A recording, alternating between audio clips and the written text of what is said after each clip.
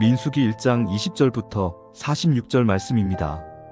이스라엘의 맏아들 르우벤의 자손 가운데서 군대에 입대할 수 있는 20살이 넘은 모든 남자를 각각 가문별, 가족별로 그 머리수대로 하나하나 명단에 올렸다. 르우벤 지파에서 등록된 사람의 수는 46,500명이다. 시므온의 자손 가운데서 군대에 입대할 수 있는 20살이 넘은 모든 남자를 각각 가문별, 가족별로 그 머리수대로 하나하나 명단에 올렸다. 시므온 지파에서 등록된 사람의 수는 59,300명이다. 갓의 자손 가운데서 군대에 입대할 수 있는 20살이 넘은 모든 남자를 각각 가문별, 가족별로 명단에 올렸다. 갓 지파에서 등록된 사람의 수는 45,650명이다. 유다의 자손 가운데서 군대에 입대할 수 있는 20살이 넘은 모든 남자를 각각 가문별, 가족별로 명단에 올렸다. 유다 지파에서 등록된 사람의 수는 74,600명이다. 이사갈의 자손 가운데서 군대에 입대할 수 있는 20살이 넘은 모든 남자를 각각 가문별, 가족별로 명단에 올렸다. 이사갈 지파에서 등록된 사람의 수는 54,400명이다. 스불론의 자손 가운데서 군대에 입대할 수 있는 20살이 넘은 모든 남자를 각각 가문별, 가족별로 명단에 올렸다. 스불론 지파에서 등록된 사람의 수는 57,400명이다. 요셉의 아들 에브라임의 자손 가운데서 군대에 입대할 수 있는 20살이 넘은 모든 남자를 각각 가문별, 가족별로 명단에 올렸다. 에브라임 지파에서 등록된 사람의 수는 45,000명이다. 므낫세의 자손 가운데서 군대에 입대할 수 있는 20살이 넘은 모든 남자를 각각 가문별, 가족별로 명단에 올렸다. 므낫세 지파에서 등록된 사람의 수는 32,200명이다. 베냐민의 자손 가운데서 군대에 입대할 수 있는 20살이 넘은 모든 남자를 각각 가문별, 가족별로 명단에 올렸다. 베냐민 지파에서 등록된 사람의 수는 35,400명이다. 단의 자손 가운데서 군대에 입대할 수 있는 20살이 넘은 모든 남자를 각각 가문별, 가족별로 명단에 올렸다. 단 지파에서 등록된 사람의 수는 62,700명이다. 아셀의 자손 가운데서 군대에 입대할 수 있는 20살이 넘은 모든 남자를 각각 가문별, 가족별로 명단에 올렸다. 아셀 지파에서 등록된 사람의 수는 41,500명이다. 납달리의 자손 가운데서 군대에 입대할 수 있는 20살이 넘은 모든 남자를 각각 가문별, 가족별로 명단에 올렸다. 납달리 지파에서 등록된 사람의 수는 53,400명이다. 이 사람들은 모세와 아론이 각 집안에서 한 사람씩 뽑힌 이스라엘의 12 지도자들과 함께 조사하여 등록시킨 사람들이다. 이스라엘 군대에 입대할 수 있는 20살이 넘은 모든 이스라엘 자손이 각 집안별로 등록되었다. 등록된 이들은 모두 603,550명이다. 아멘. 네, 샬롬. 오늘도 말씀 앞에 나오신 여러분을 축복합니다. 여러분, 사람은 호칭에 따라 삶의 자세가 달라진다는 거 아시나요? 저에게는 6살 조카가 한 명 있는데요. 이 친구는 스스로를 언니라고 부를 때가 있고 또 어떨 때는 스스로를 아기라고 부를 때가 있습니다. 제가 뭔가 진취적으로 하고 싶을 때는 나는 언니니까 할 수 있어 라고 말하는 반면 제가 정말 할 수 없는 일이나 혹은 귀찮을 때 나는 아기니까 할 수 없어, 나는 아기니까 못해 라는 말을 합니다. 스스로를 언니라고 할 때는 의욕도 넘치고 정말 스스로 뭔가 해보려고 노력도 하는데 자기를 아기라고 부를 때는 정말 아기처럼 아무것도 하지 않는 그런 모습을 보이곤 합니다. 저희 조카를 보면서 자신을 무엇이라고 생각하고 또 무엇이라고 부르는지에 따라 태도가 달라진다라는 것을 새삼 느끼게 됐는데요. 오늘부터 함께 나눌 민수기에서는 출애굽을 한 이스라엘 백성들이 등장합니다. 민수기 1장 1절을 보면 이스라엘 백성들이 출애굽을 한 지 제2년 2월 1일 시내산에서 율법을 받은 후의 시점을 배경으로 함을 알 수 있습니다. 그런데 2절을 보니까 하나님께서 모세를 통해 첫 번째 인구조사를 말씀하십니다. 민수기에서는 총 2번의 인구조사가 진행이 되는데 하나님께서 이스라엘 백성의 인구를 조사하게 하신 데에는 큰 의미가 담겨 있습니다. 출애굽 전 이스라엘 백성들은 애굽의 노예였습니다. 결혼을 해도 자녀를 낳아도 모두가 애굽의 노예로 살아야 했습니다. 무려 700년 이상을 말입니다. 노예는 무엇을 지킬 필요도 없고 싸울 필요도 없는 자들입니다. 그저 시키는 대로 노역을 하면 되고 주는 대로 먹고 하루를 살아가는 것이 전부인 자들이죠. 사적인 재물도 취할 수 없기 때문에 그 안에서 뭔가 내가 나중에 뭔가를 해보겠다라는 비전이나 사명도 품을 수 없는 그런 자들이었습니다. 이렇게 노예로 살던 이스라엘이 하나님의 은혜로 애굽을 탈출하게 된 것입니다. 애굽을 탈출하여 가나안으로 가는 여정을 그린 말씀이 바로 민수기인데요. 이들은 애굽을 탈출하였지만 여전히 그 700년 이상의 노예 생활에 익숙해져 있던 상태였습니다. 그래서 무엇인가를 스스로 할 수 있는 힘도 비전도 없던 상태였죠.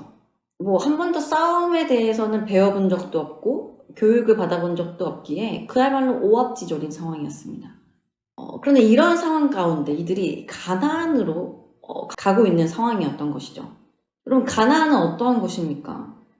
싸워서 정복해야 하는 곳입니다. 가나안 땅에는 싸움에 정말 능숙한 이방 민족들이 살고 있습니다. 아마 이 상태로 이스라엘이 가나안 땅에 갔다면 그 약속의 땅을 취하기도 전에 진멸했을 것입니다.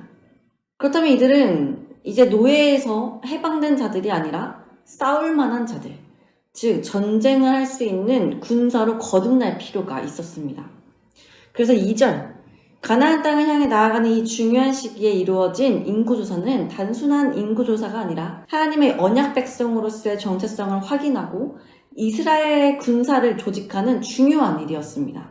그러나 하나님께서는 이스라엘의 모든 인원을 세지는 않으셨습니다. 모든 인원, 이스라엘 전체를 군사로 부르진 않으셨다는 것입니다.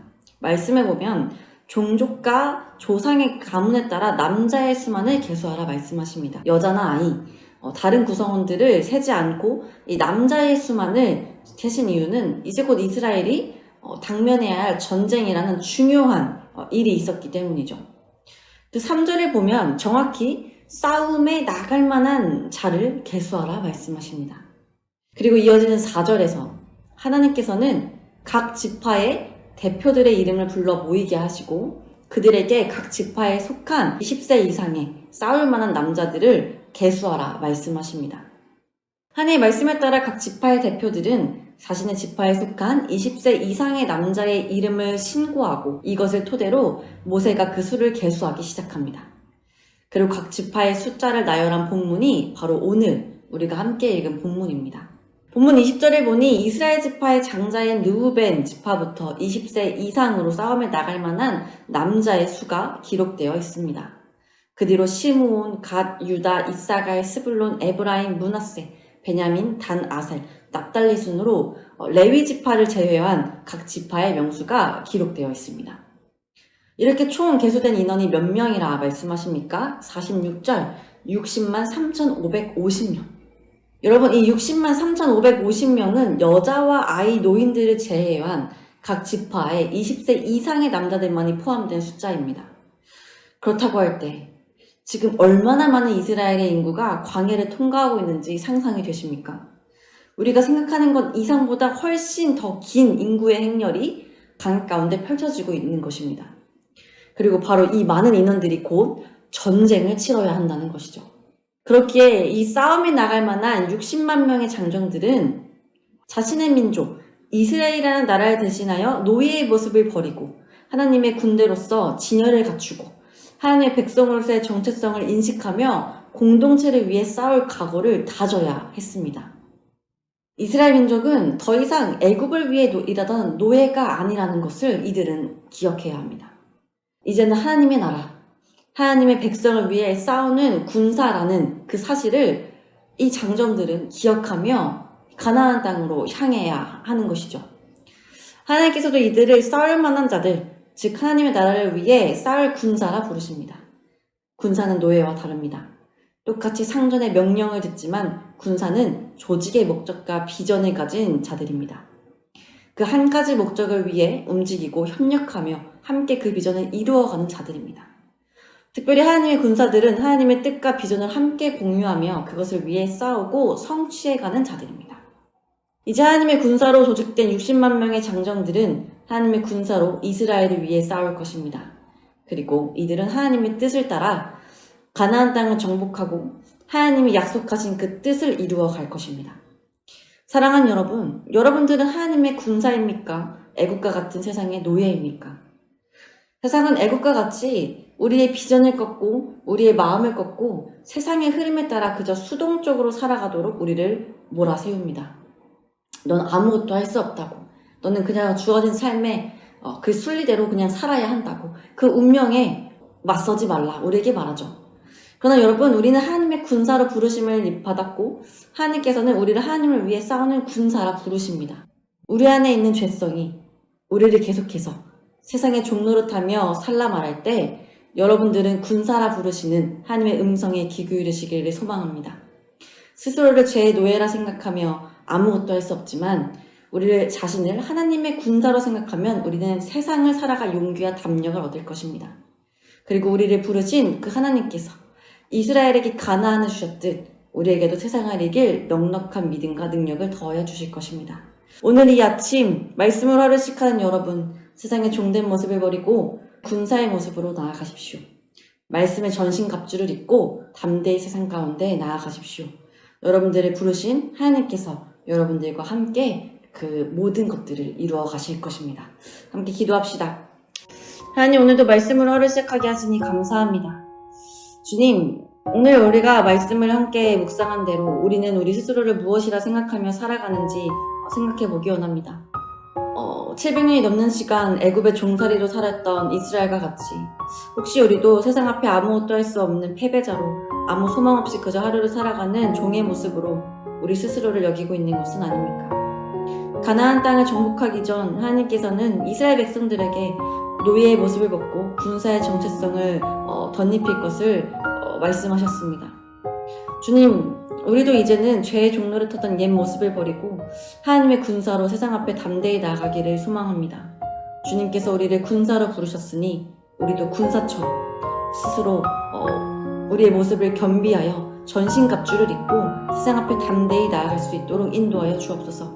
그래서 이제는 아무것도 할 수 없는 자, 세상 앞에 그렇게 패배자로 무릎 꿇고 사는 것이 아니라 하나님의 말씀을 이루어가는 자, 하나님의 말씀을 성취해가는 하나님의 군사로, 하나님의 당당한 자녀로 살아갈 수 있도록 인도하여 주옵소서. 오늘 이 아침 말씀을 하루씩 하는 주의 청년들을 기억하여 주셔서 그들에게 주님의 능력을 더하여 주시고 세상을 이길 넉넉한 믿음을 더하여 주시기를 간절히 소망하며 귀하신 이름, 예수님의 이름으로 기도드립니다.